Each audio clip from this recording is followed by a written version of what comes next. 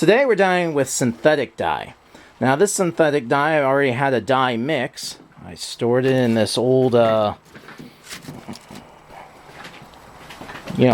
juice container. This is how I label them. I throw on,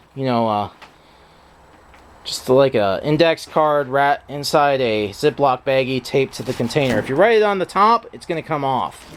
Did that for years, and you start losing which dye is which. So, reusing this, I just shook it up. I poured it in. I don't even think I shook it up. Whoops. It's boiling now, so it's ready for me to throw my plastic in. So right here I have the forearms and the lower legs of a Mobile Suit Action Figure Zeon Dom for my Gundam friends. I'm going to be dyeing it red because I'm making a Federation captured Dom for the other enemy team. Drop those in, but stick around because this dye takes very, very quickly, and we don't want it to turn the darkest form of red ever. We want to catch it and get a light red, or at least a normal full red.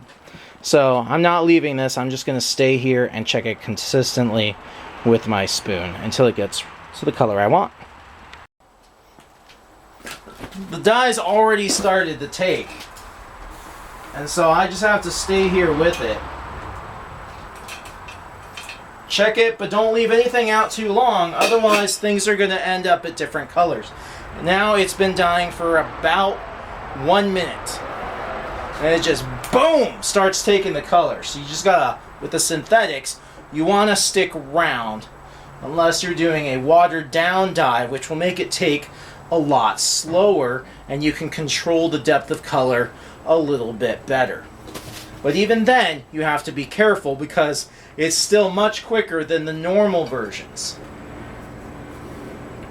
Upside is, I'm not going to have to stick around and pour water in, but I do have to stand here and watch it.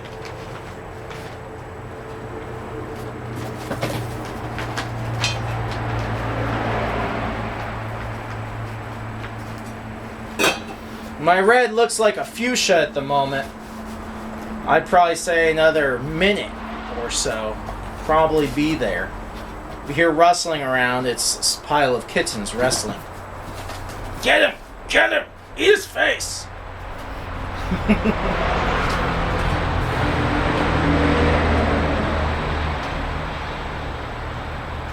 Yup.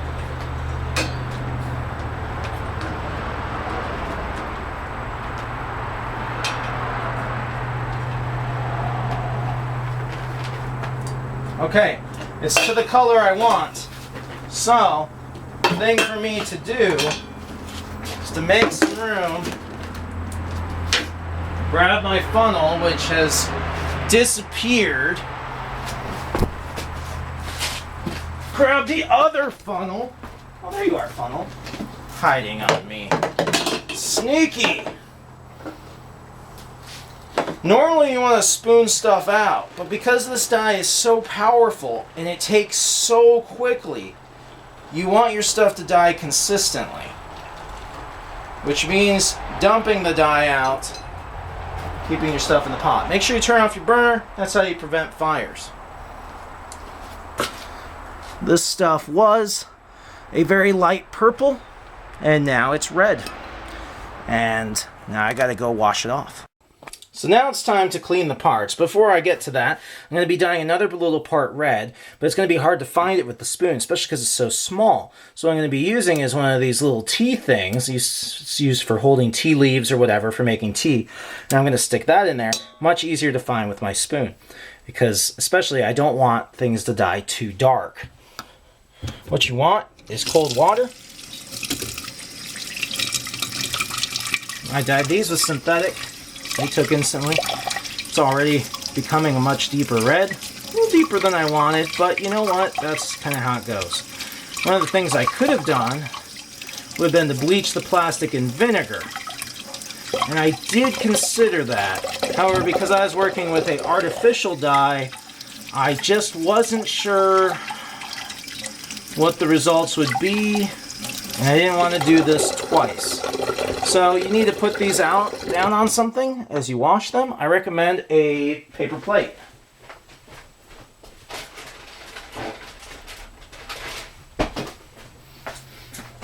one of those wax-coated plates works well. That way you don't get dye everywhere.